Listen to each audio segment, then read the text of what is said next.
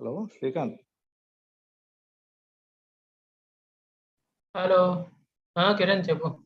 Good morning రా. ఏంటి ఆదిత్య 369 పెట్టావు? పాస్ట్ కి వెళ్తావా ఫ్యూచర్ కి వెళ్తావా?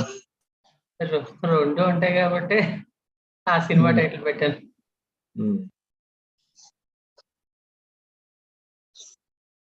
Okay okay. యాక్చువల్లీ వేరే టాపిక్ అనుకున్నాను కానీ మధ్యలో ఫాదర్ కది కావడం కొంచెం సాటిస్ఫైడ్ గా ప్రిపేర్ అవ్వలేదు. యాక్చువల్లీ అది ఎప్పటి నుంచో నలుగుతుంది.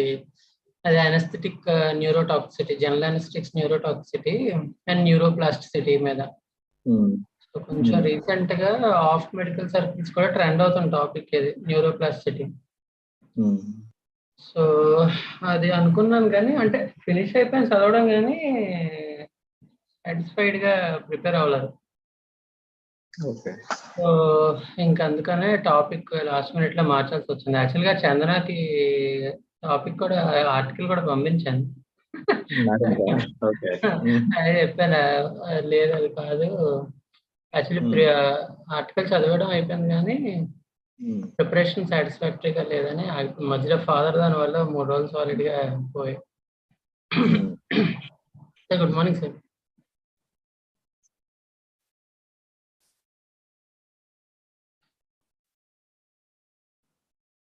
Mohan sir good morning sir.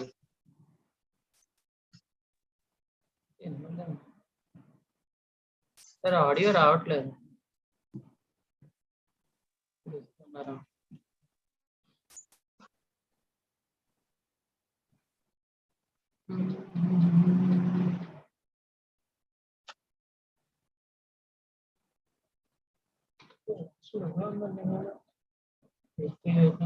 అసలే చాలా చదవాలి.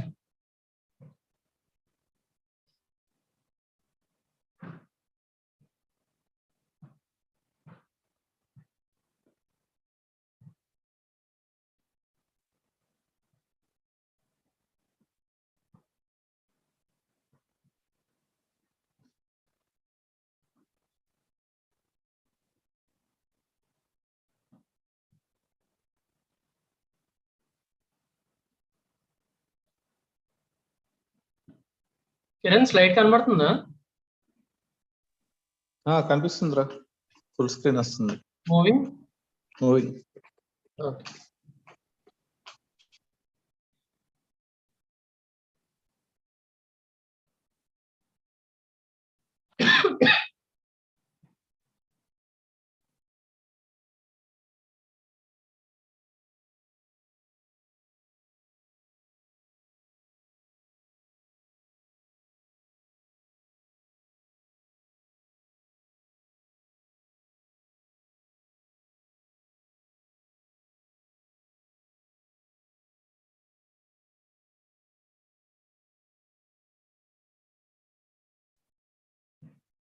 ఇంకేం విషయాలు?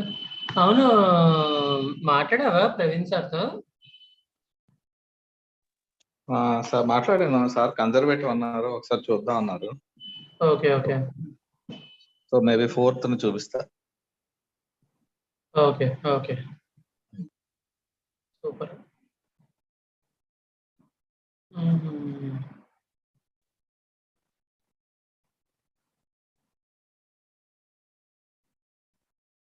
పాలియేటివ్ కేర్ ఫెలోషిప్ బాగుంటుంది. ఎవరైనా తెలిసిన వాళ్ళు ఉంటే చెప్పు ఆయనకి. Okay okay. NTR UHS affiliated అదే.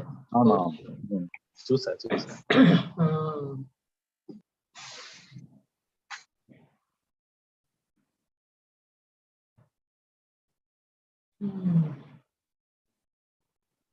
ఇంకేం Ravi, Kranti, how is your DNP going on?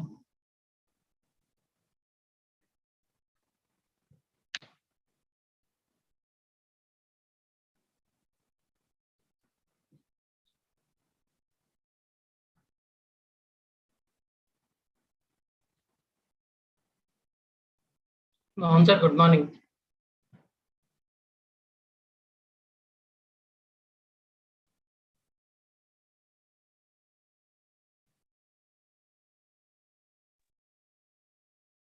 Srikanth full movie 45 minutes అయిపోద్దా?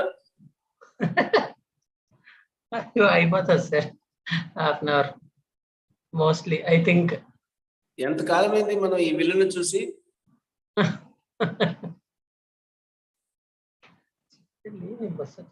Balayya బ్రహ్మాండంగా ఉన్నాడు.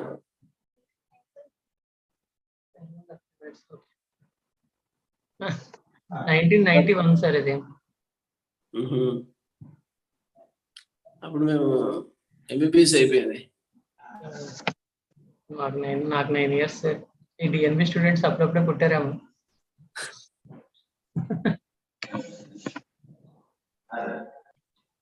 ఫైనల్ ఇయర్ ఈ సినిమాకు ఐ థింక్ మణిపాల్ నుంచి బళ్ళారి వెళ్ళి చూసి వచ్చాం అనుకుంటా. ఇది మాకు మేబీ నాకు కిరణ్ కి మాంటాల్ అనేది చైల్డ్హుడ్ ఫ్యాంటసీ సార్. అసలు సంగీతం శ్రీనివాస్ అంటే ఎంత అడ్వాన్స్డ్ గా ఆలోచించి తీసాడంటే అప్పుడు తెలుగు ఆడియన్స్ కి ఇది చాలా అడ్వాన్స్డ్ ఫిల్మ్ సార్ ఇది.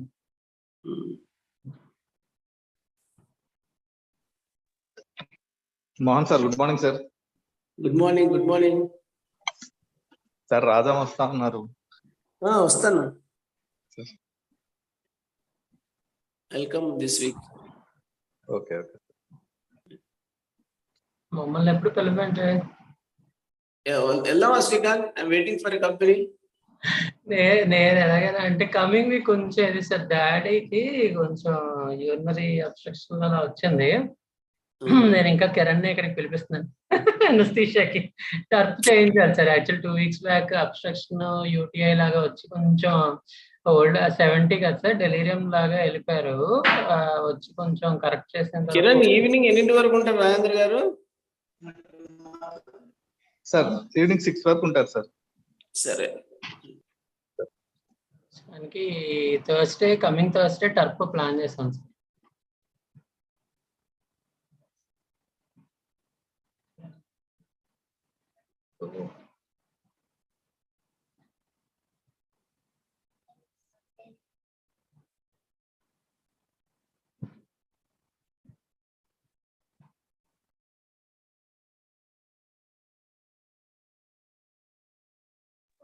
Okay, we shall start today.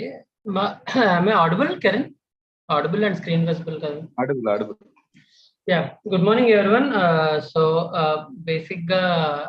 The reason I selected this title for the class is to generate some interest.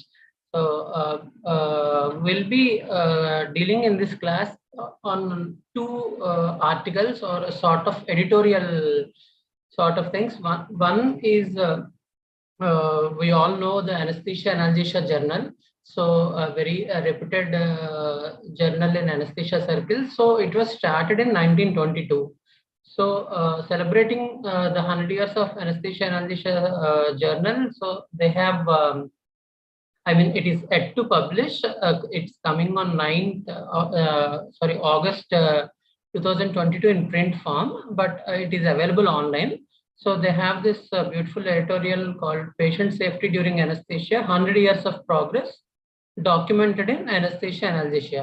So I will be comfortably omitting the more of journal part. They will be repeatedly saying this is published in so and so like that. I will be omitting. So more than the slide, what you're going to see, it is the matter or the pieces of history what I'm going to read is more important. So generally what we studied in Miller and all, apart from that, this is another interesting aspect of history where we shared glimpses of that. Few of them we have read in Miller also.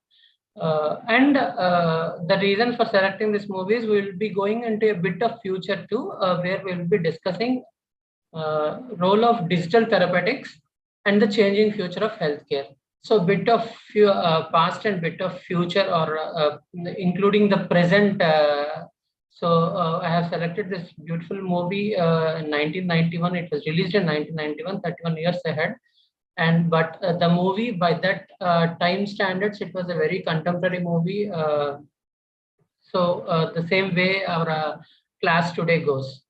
So more of I will be reading snippets from this. I have all that not included in the slides because it will be too boring to get the gist from the slides and all, and you will be more focused on slides than what I'm speaking. So which is why I omitted sharing most of the stuff on the screen. So we'll start today. 100 years ago, anesthetics were not safe by contemporary standards. Either which is in use from 1846 to 1960 was flammable. Chloroform, which is used in 1847 to 1950, could produce delayed liver toxicity and was associated with lethal arrhythmias. And nitrous oxide, since 1844, it's not out, still being used in most of the centers, often led to hypoxia. Agents were then delivered by mask onto an unprotected airway. So the clinicians had no measurement of gas concentrations, and the signs of anesthetic depth were well defined. Regional anesthesia was still in development, and local anesthetic agents, cocaine, procaine, and other derivatives were either too short acting or toxic.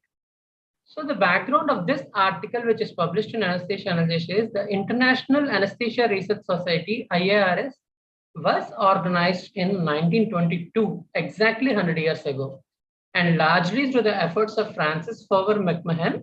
And the first issue of Current Researches in Anesthesia and Analgesia was published in the same year. So this article, they go through 100 years what progress we have made in the patient safety. So first thing, coming to patient safety articles also, they are like sorry. slide move అందుకని ముందే చెప్పాను. Slide lo లేదు, only what I talk is more important. So attention to patient safety gained popularity even though it is started in 1922 and the first journal is published in 1922. Attention to patient safety gained popularity only after the 1999 publication of the Institute of Medicine's To Err is Human, Building a Safer Health System, which reported more than 98,000 deaths per year, which were attributed to medical errors. So after that, the number of articles was significantly higher regarding to patient safety. So let's walk through these 100 years. So these are the subheadings we'll be going through in the talk of through the 100 years. So as you can see on the right side, patient safety articles were very few till that time, 1999. Also between 1995 and all, you can see hardly 3 articles, I think before the halfway mark, like 2000. So after that, there's a sudden surge in articles published on patient safety after the year 2000. So this is a graphical representation of that. And coming to the first topic, mortality. So understandably, anesthesiologists in the early 1900s were often confronted with patients who feared both anesthesia and surgery. We all know Goodell, right? In his letters, Goodell observed that patients feared surgery and noted that one of his responsibilities was to allay the patient apprehension. Even Cushing expressed the same. You know what? In those days, so many young patients used to die in anesthesia in the early 1900s and all. So the young patients who died during anesthesia were often said to have succumbed from status lymphaticus, a syndrome that allowed the provider to escape blame, but for which the exact pathology was never described. So whenever a young patient died due to anesthesia, so they were explained like status lymphaticus syndrome. So just like in Shankardas MBBS, he sees a skull X-ray and explains that sarcoma lymph of intestine. So which is why I kept that image. So it used to be that pathetic state in the earliest, but with all the efforts of those scientists with the limited resources, we are enjoying the fruits of all those today.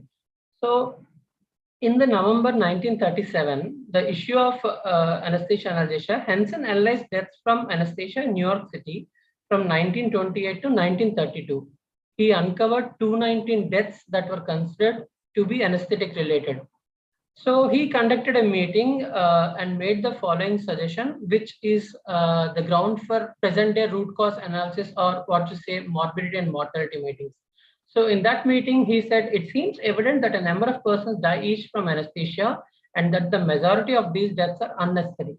Many of those dying are young. One of One was a medical student who visited the office of one of his teachers for the purpose of circumcision. A young medical student, so he approached his professor for circumcision, but left in a coffin due to injection of Novocaine. All these deaths are reported to the medical examiner or coroner of each community. So I suggest to this group of representative anesthetists that in each community, a committee of anesthetists be appointed to consult with the coroner in case of death during or immediately following anesthesia. Also, the reports of these men could be analyzed at periodic meetings of their local society. This was way back in 1937. So, which is the starting point of all the morbidity and mortality meetings, what we are conducting this day. So 25 years later, Wang listed several safe measures that the clinician should consider during every anesthetic. So the common statement, prevention is better than cure, applies to all branches of medicine, more importantly to anesthesia. Next, coming to anesthesia documentation. You see the article on the, the image on the left side is in 1953. So coming to anesthesia documentation, the first anesthesia record, which is not that 1953, but it is attributed to Codman and Cushing in 1894, was very rudimentary and included pulse, respiration, and systolic blood pressure as felt in radial pulse. So that is just systolic blood pressure, pulse, and respiration, which is the first anesthesia record in 1894. So then one of the very early articles says published in Anesthesia Analgesia, and this gentleman, Mr. Emery Rowenstein, and along with Cushing, has done remarkable work in the early 1950s and 1960s to get proper documentation of anesthesia. And this is the article published in 1953 in Anesthesia Analgesia to asking the anesthesiologist to keep the basic anesthesia records, maintaining all the important details. So which is where we all started writing the present day NABH anesthesia record forms. So we all got to remember this Dunkin' Dog experiment we read in Miller. It's for airway protection. An early safety innovation was the cuffed endotracheal tube, which is the first airway protective device which was invented. So in 1928, this experiment was done. Goodell demonstrated his Dunkin' Dog experiment at two separate medical conferences. We all know what he demonstrated. He kept it underwater, anesthetized, and inserted an endotracheal tube. And after 2 hours of immersion, he has brought out the dog alive. So from there, it developed the airway protection, developed leaps and bounds to current day airway gadgets, what we all are having. And coming to machine safety, early anesthesia delivery systems lacked the safety feature that we take today for granted. It seems redundant today to advise anesthesiologists to avoid hypoxia and hypercarbia. But Waters, in an article from 1941, emphasized the need for close attention to adequate concentration of oxygen in the inspired air, and born in 1955, was one of the first authors to review the dangers of elevated carbon dioxide concentration. So the importance of getting adequate oxygen in the inspired air was emphasized in 1941, and about the carbon dioxide elimination in 1955. Machines were constructed with valves that could become jammed and interfere with the normal ventilation.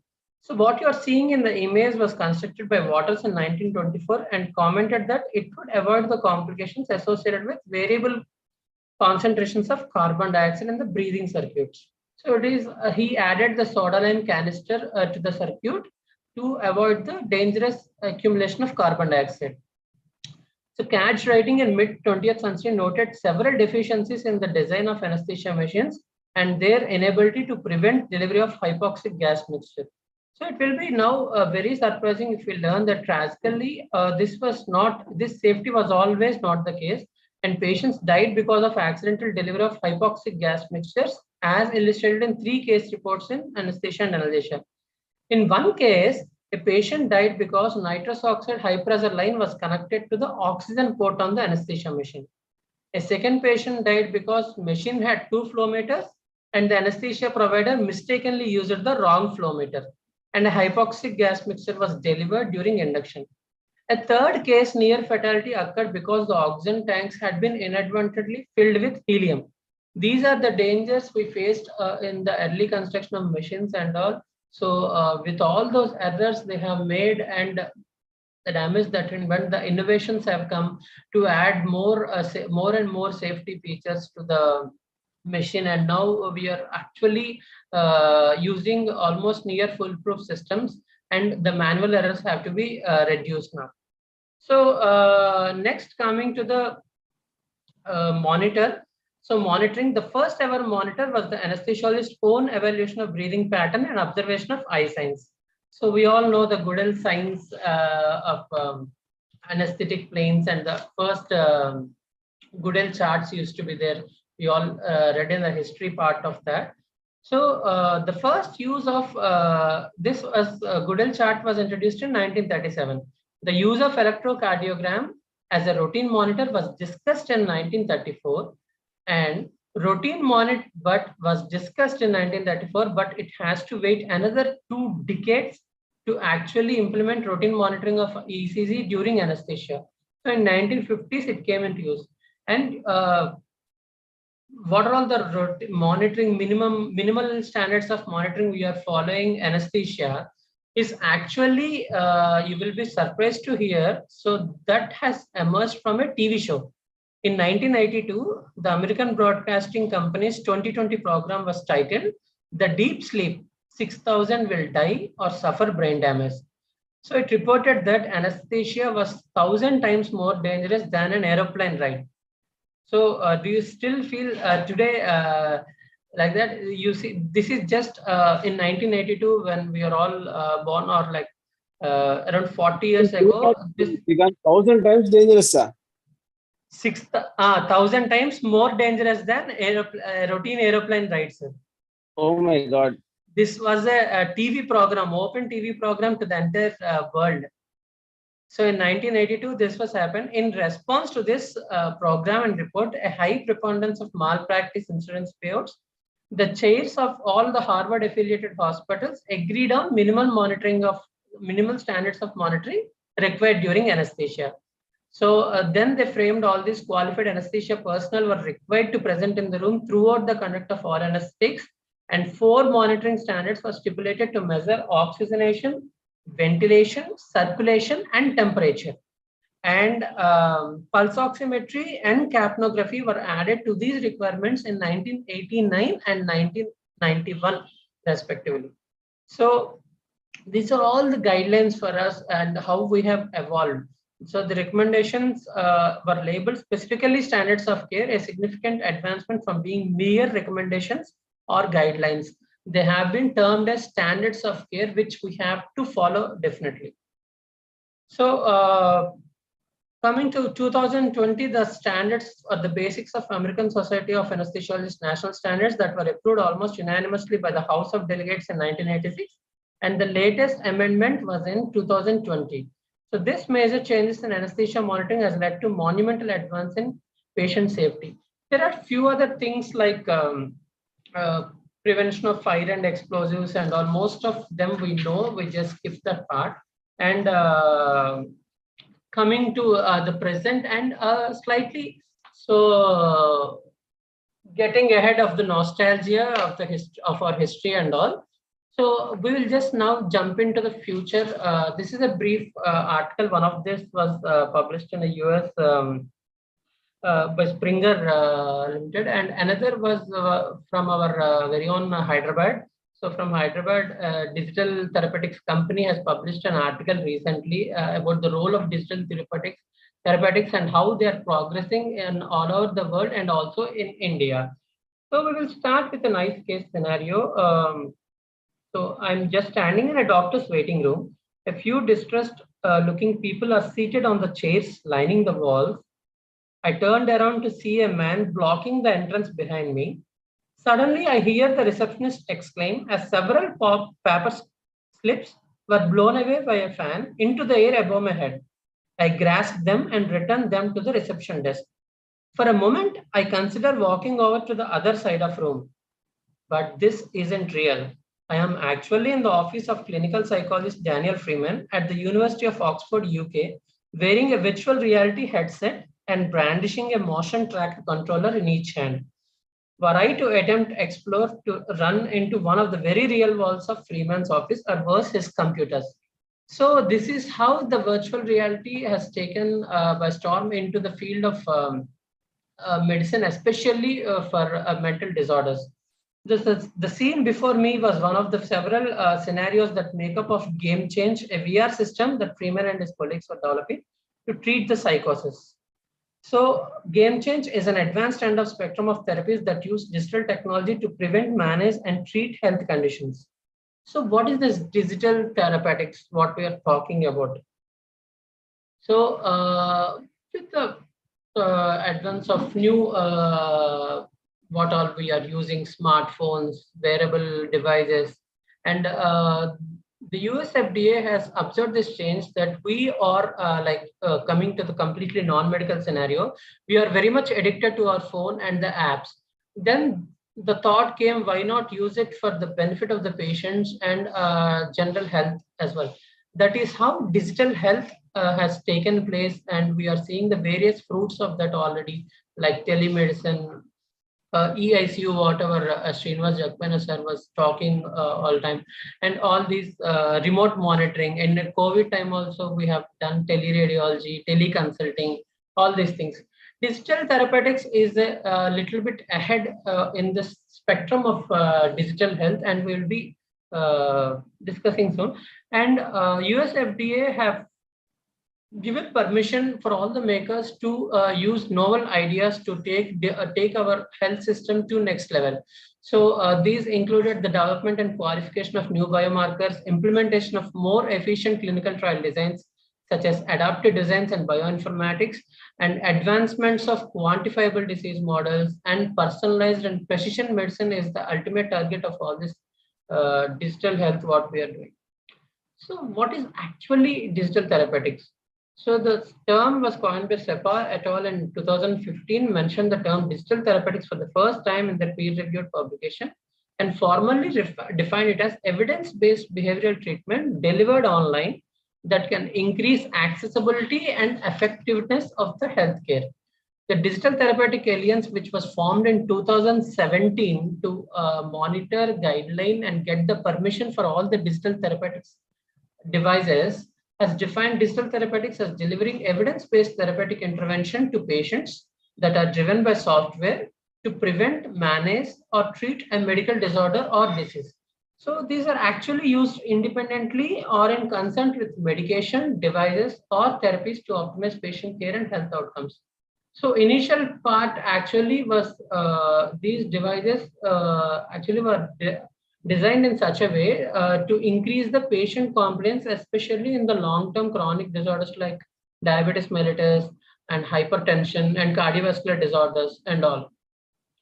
So this is a brief circles encompassing what is digital health, what is digital medicine, and what is digital therapeutics.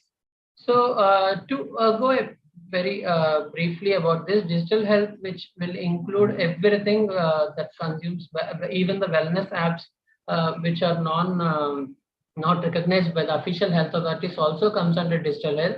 These do not require clinical evidence and do not meet the regulatory definition. So coming to digital medicine, it comes to this requires evidence-based software, requires clinical evidence and all. And products classified as digital. In the digital medicine comes the diagnostics, digital biomarkers, and remote patient monitoring devices. Coming to digital therapeutics, as the name indicates, they are actually guided to the therapy of the particular disease or help in the therapy of the particular disease.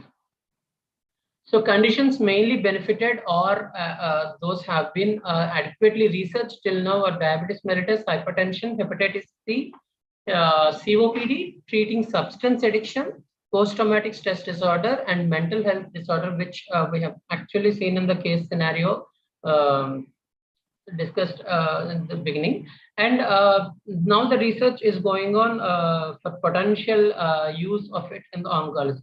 So they have termed the patients as e-patients, patients who are equipped, enabled, and empowered, and engaged in their health and healthcare devices. So coming to the devices, what we have. So they are digital sensors, smart pills, wearable devices, virtual reality, and artificial intelligence devices where robots are being used with the help of artificial intelligence.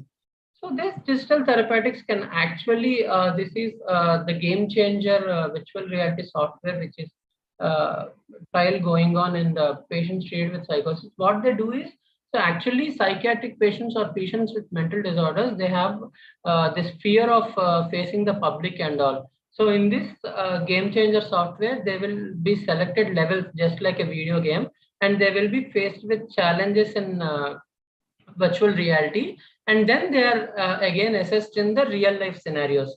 So though this what are all we are talking digital therapeutic doesn't exactly apply to anesthesia at this point, but like all the comorbids and all we will be dealing in our anesthesia practice, and also who may know in the future, like in 30 to 40 years, even in anesthesia, we may see all this. Already we are seeing artificial intelligence in critical care and anesthesia.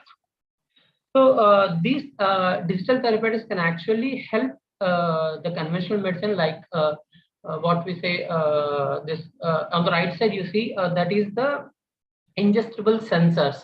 So what they do, they are actually in the size of a sand grain. So they will incorporate it in the tablet, like oral hypoglycemic agent or antihypertensive, and it will be coated on either side with calcium and magnesium.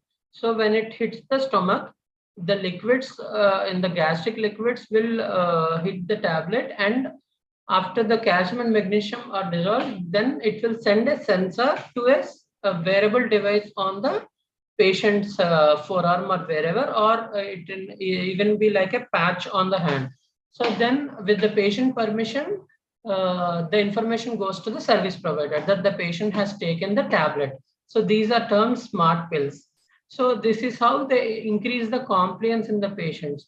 So also we have got already in the market, I think India, I don't know, but in the West, they say that they have this regular insulin watches like that, straps and all, where serial measurements of blood sugar is done by a small prick. It will just send a beep like thing that your blood sugar is going to be measured, and a prick like thing will come, and then it will measure and send to the provider. It can be a third party liaison or directly to the physician who is attending the patient.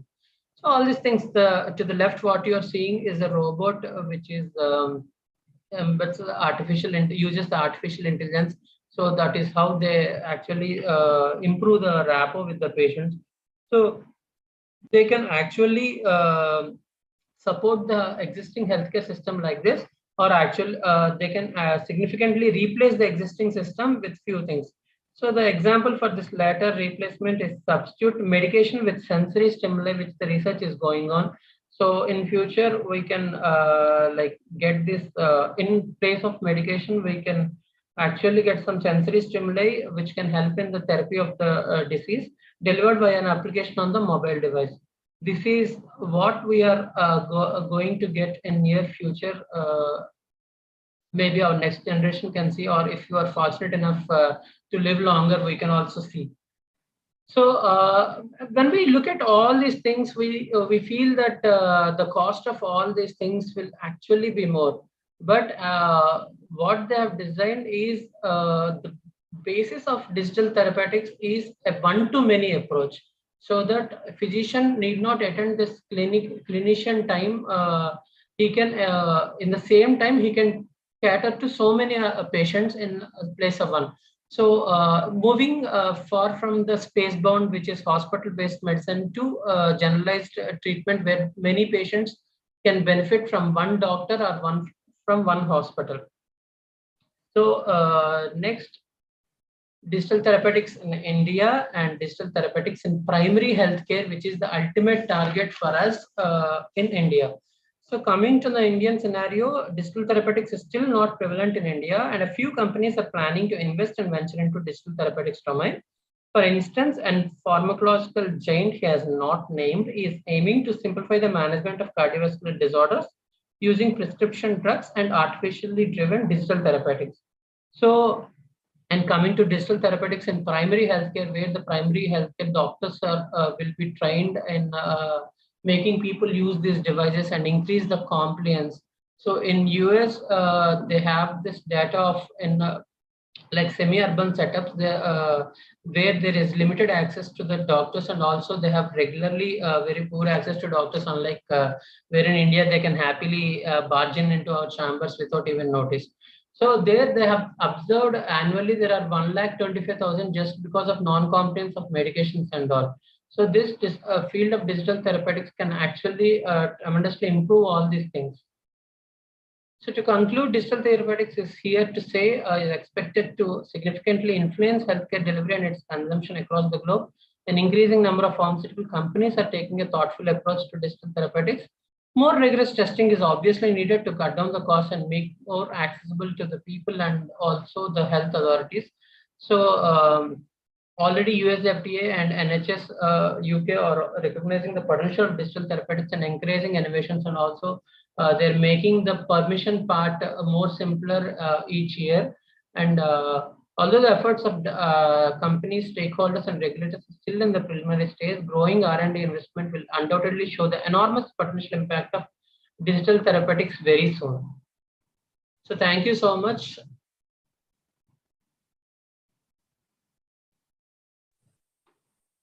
Hope it's not so boring.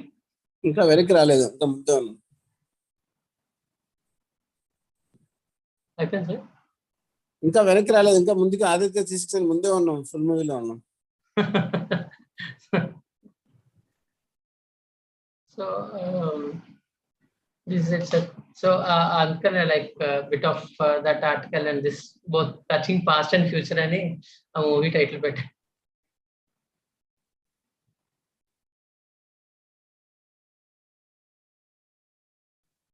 But both that 100 years article was very nice. I will share in the group.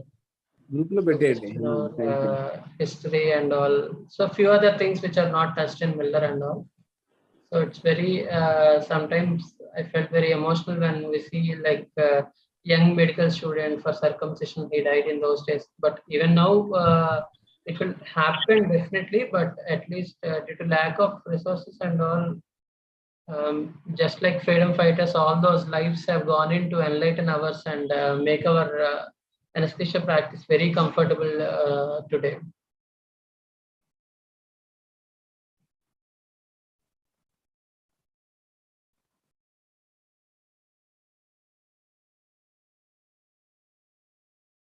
Okay, ఈ class కి అలాగో discussion sir and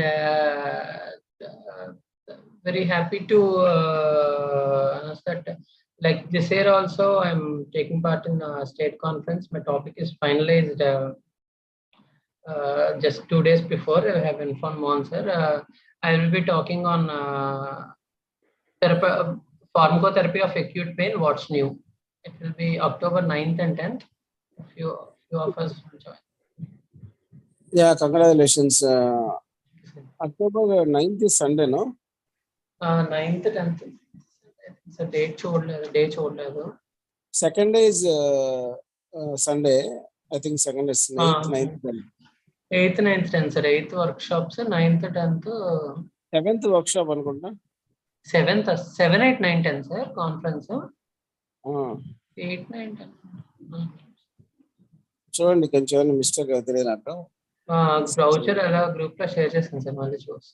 Sir, no problem. Congratulations. And actually yesterday, Dr. Satish from Secunderabad is introducing me to you, Dr. Meera, who worked with Dr. Dureja and Delhi, saying that the advancement and technique, anything you can come and learn from our Srikanth from Vizag. He was telling in Secunderabad Apollo.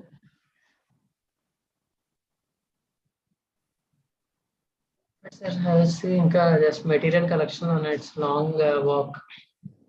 Thank you, Srikanth. Thank you. Thank you, sir. Thank you, everyone. We'll meet next Friday. Next Kiran Mere class. Okay.